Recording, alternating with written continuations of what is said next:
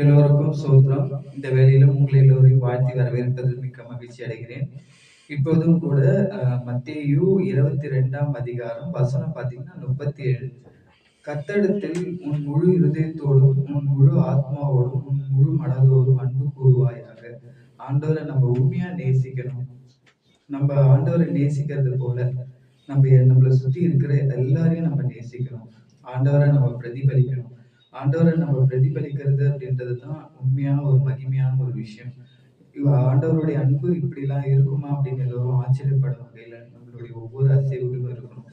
தேவனை நம்ம பிரதிபலிக்கணும் அப்படின்றது தான் அவருடைய ஆசையும் நோக்கமும். கண்டிப்பா உண்மையாவே ஆண்டவருடைய ஆசீர்வாதமும் அபிஷேகமும் நமக்குள்ள இருந்துச்சுன்னா கண்டிப்பா ஆண்டவர் நம்மளை மாத்துவார். நமக்கே தெரியாது நம்மளா இப்படி எல்லாம் நடந்துக்கணும்னு சொல்லிட்டு. ஏன்னா அவருடைய அந்த ஆசீர்வாதம் நமக்குள்ள இருக்கும்போது அந்த அந்த மகிமையை நாம உணரலாம்.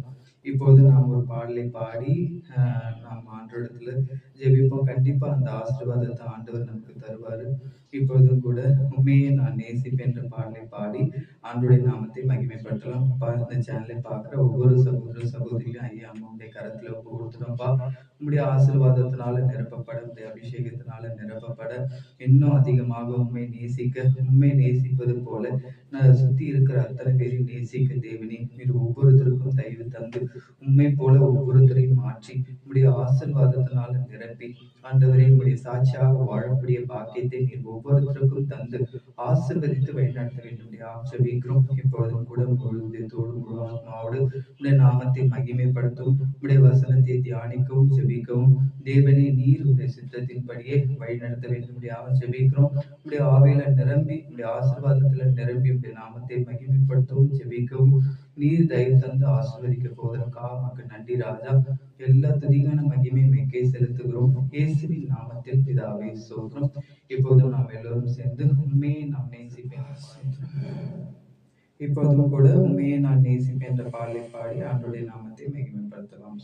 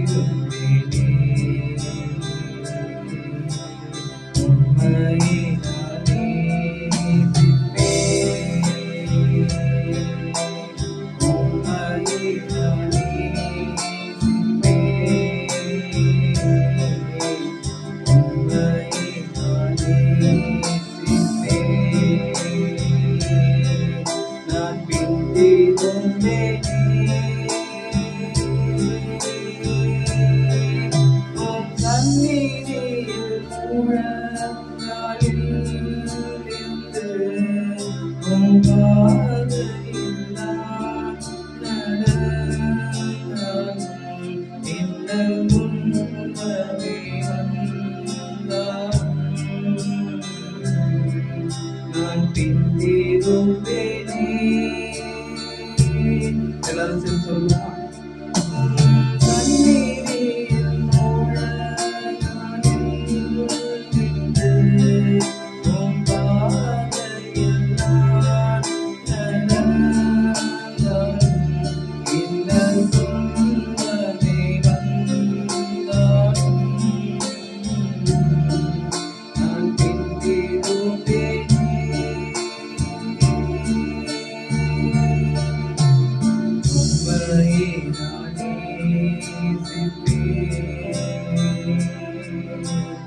உம்மையே நான் நேசிப்பேன். உம்மையே நான் நேசிப்பேன். நான் பிந்திருவேனே. நன்றி ராஜா.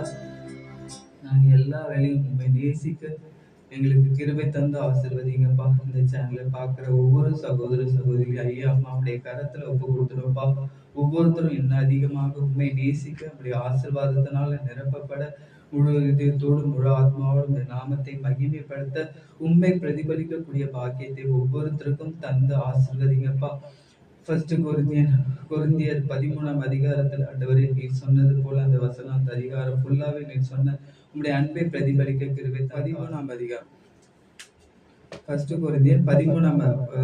கொரிந்தியர் 13ஆம் அதிகாரத்துல பாத்தீங்கன்னா, நான் மனுஷர் பாஷையில் தூதர் பாஷையில் பேசினாலும் அன்பு எனக்கு இராவிட்டால் சத்தம் இடுகிற வெண்கலம் போலவும் ஓசை இடுகிற கைத்தாளம் போலவும் இருப்பேன். நான் தீர்க்க தரிசன வரத்தை உடையவனாய் இருந்தாலும் சகல ரகசியங்களையும் சகல அறிவையும் அறிந்தாலும் மலைகளை பெயர்க்கத்தக்கதாக சகல விசுவாசம் உள்ளவனாய் இருந்தாலும் அன்பு எனக்கு இராவிட்டால் நான் ஒன்றும் இல்லை. எனக்கு உண்டான யாவற்றையும் நான் அன்னதானம் பண்ணினாலும் சரீரத்தை சுட்டெரிக்கப்படுவதற்கு கொடுத்தாலும் அன்பு எனக்கு இராவிட்டால் எனக்கு பிரயோஜனம் ஒன்றும் இல்லை. அன்பு நீடிய சாந்தமும் தயவும் உள்ளது. அன்புக்கு பொறாமை இல்லை. அன்பு தன்னை புகழாது, இருமாப்பாய் இராது, அயோக்கியமானதை செய்யாது, தற்பொழிவை நாடாது, சினமடையாது, தீங்கு நினையாது, அநியாயத்தில் சந்தோஷப்படாமல் சத்தியத்தில் சந்தோஷப்படும், சகலத்தையும் தாங்கும், சகலத்தையும் சகிக்கும். அன்பு ஒரு காலம் ஒழியாது. தீர்க்க தரிசனங்களானாலும் ஒழிந்து போகும், அந்நிய பாஷை ஆனால் ஒழிந்து போகும், அறிவானாலும் ஒழிந்து போகும். நம்முடைய அறிவு குறைவுள்ளது, நாம் தீர்க்க தரிசனம் சொல்லுதலும் குறை. நிறைவானது வரும்பொழுது குறைவானது ஒழிந்து போகும். நான் குழந்தையா இருந்த போது குழந்தையை போல பேசினேன், குழந்தை போல யோசித்தேன். நான் புருஷனான போது குழந்தை கேட்டவர்களை ஒழித்து விட்டேன். இப்பொழுது கண்ணாடியிலே நிழலாட்டமாய் பார்க்கிறேன், அப்பொழுது முகமுகமாய் பார்ப்பேன்.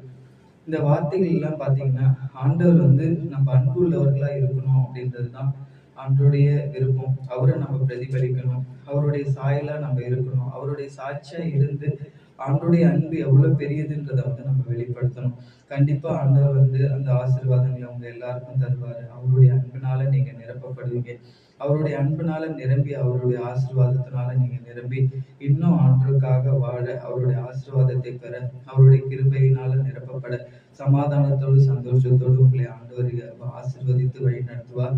அப்படியாக ஆண்டவர் உங்களை ஆசீர்வதித்து வழி நடத்தணும். நான் ஒவ்வொரு நாளும் இந்த சேனலை பார்க்குற அத்தனை சகோதர சகோதரிக்காக ஜெபிக்கிறேன், தொடர்ந்து ஜெபிப்பேன். கண்டிப்பா ஆண்டவர் உங்களை அவருடைய ஆசீர்வாதத்தினால நிரப்புவார். ஆசீர்வாதத்தினால மட்டும் நிரப்புறது இல்லாம அவரை போல பிரதிபலிக்கக்கூடிய பாக்கியத்தை உங்க எல்லாருக்கும் தந்து உங்களை வழி நடத்துவாரு. நம்ம எப்ப அந்த மாதிரி ஒரு மாற்றத்தை அடைய முடியும்னா, உண்மையாவே ஆண்டோடைய ஆசீர்வாதமும் அபிஷேகமும் நம்மளுடைய சரீரத்துல இருந்ததுன்னா, நம்மள அறியாமலே நம்ம அவரை போல நம்ம நடந்துக்கிறத நம்மளை சுத்தி இருக்கிறவங்க பார்த்து சொல்லுவாங்க, எப்படி இவங்களால இப்படி எல்லாம் செய்ய முடியுது அப்படின்னு ஆச்சரியப்படும் வகையில ஆண்டவர் நம்மளை ஆசீர்வதித்து வழி நடத்துவாரு. So, thank you God.